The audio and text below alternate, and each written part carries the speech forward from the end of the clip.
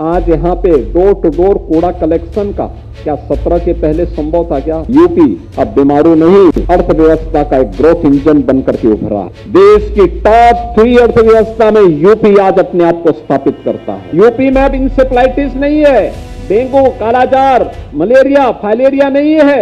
हमने यूपी की बीमारी को भी दूर किया है। कूड़े के कारण जो बीमारियां होती थी, इन बीमारियों का भी समाधान निकाला है।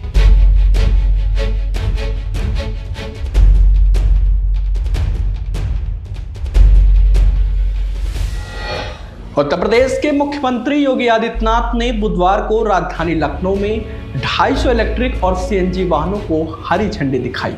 इन वाहनों को लखनऊ नगर निगम को सौंपा गया है, जो मुख्य रूप से कूड़ा प्रबंधन और सफाई व्यवस्था को मजबूत करने के लिए इस्तेमाल किए जाएंगे। इस अवसर पर सीएम योगी ने कहा कि यह पहल लखनऊ को क्लीन, स्मार्ट और ग्रीन शहर बनाने की दिशा में एक महत्वपूर्ण कदम है। साथ ही उन्होंने ईज ऑफ लिविंग और zero waste to zero carbon emission के लक्ष्य पर जोर दिया।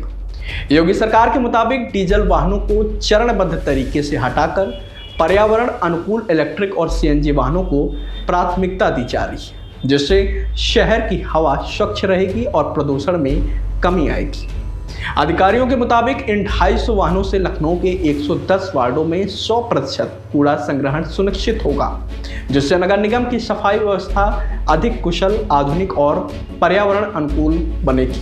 दरअसल इलेक्ट्रिक वाहन शून्य उत्सर्जन वाले हैं, जबकि सीएनजी वाहन कम प्रदूषण फैलाते हैं। यह कदम हरित ऊर्जा को बढ़ावा देने और सतत विकास लक्ष्यों को हासिल करने में मदद करेगा।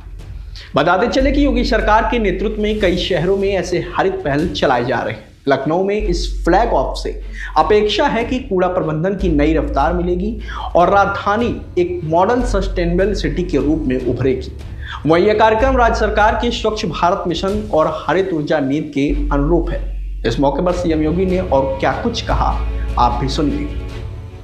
आज यहाँ पे डोर टू डोर कूड़ा कलेक्शन का क्या 17 के पहले संभव था क्या? ये संभव ही नहीं था, इधर कोई सोच ही नहीं थी। और ये सोच तो तब कहीं पे पता लगे ना, 17 के पहले तो होता क्या था, ये जो लोग सत्ता में थे इनके कारनामे ऐसे थे कि कूड़े से भरे हुए थे। सोच भी वही थी, परिणाम क्या था? बीमारियां होती थी, इंसेफ्लाइटिस, डेंगू, मलेरिया, फाइलेरिया, ये सब बीमारियां वहीं से खड़ी होती थी। और बीमारियों से इन्होंने यूपी को इतना ग्रसित कर दिया कि यूपी जो देश का विरासत और विकास को लीड करने वाला राज्य होना चाहिए था, वह राज्य ही बीमार हो गया। असमय यहाँ का मासूम तड़प तड़प करके मरता था, इनकी संवेदना मर चुकी थी।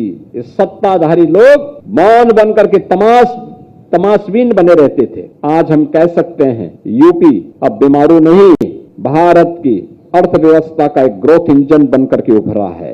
देश की टॉप 3 अर्थव्यवस्था में यूपी आज अपने आप को स्थापित करता है। यूपी में अब इंसेफ्लाइटिस नहीं है, डेंगू, कालाजार, मलेरिया, फाइलेरिया नहीं है।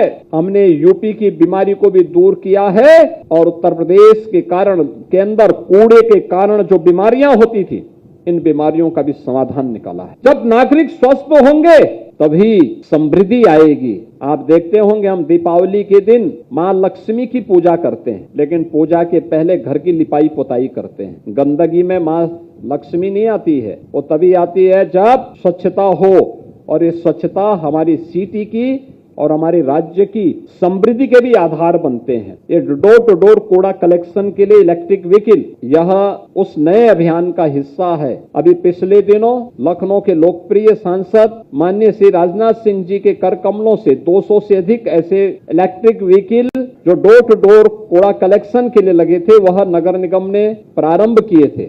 और आज ये मेरा सौभाग्य है कि 250 ऐसे इलेक्ट्रिक व्हीकल फिर से लखनऊ के हर वार्ड में ये लगेंगे। वहां के घर घर से उस प्रकार के कूड़ा प्रबंधन के कार्यक्रम के साथ जुड़ेंगे।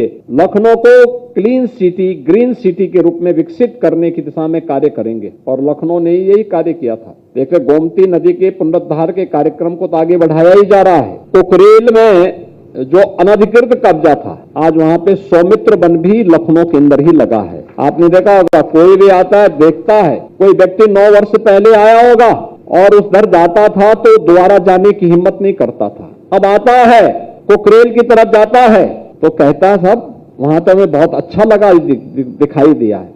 अभी मेरे पास कुछ लोग आए थे बाहर से, उन्होंने कहा साहब ये जो सौमित्र वन है ये क्या है? मैंने कहा यहाँ पे अनधिकृत रूप से पिछली सरकारों ने कब्जा कराया था नदी के ऊपर, उसी को हम लोगों ने मुक्त करवा करके आज वहां सौमित्र वन वहां पे लगाया है। इस सिटी वन है हमारा, और सौमित्र नाम इसलिए दिया क्योंकि लक्ष्मण जी का एक नाम सौमित्र भी है, इसलिए लक्ष्मण जी के प्रति कृतज्ञता ज्ञापित करने के लिए वह सौमित्र वन वहां पे लगाया गया है।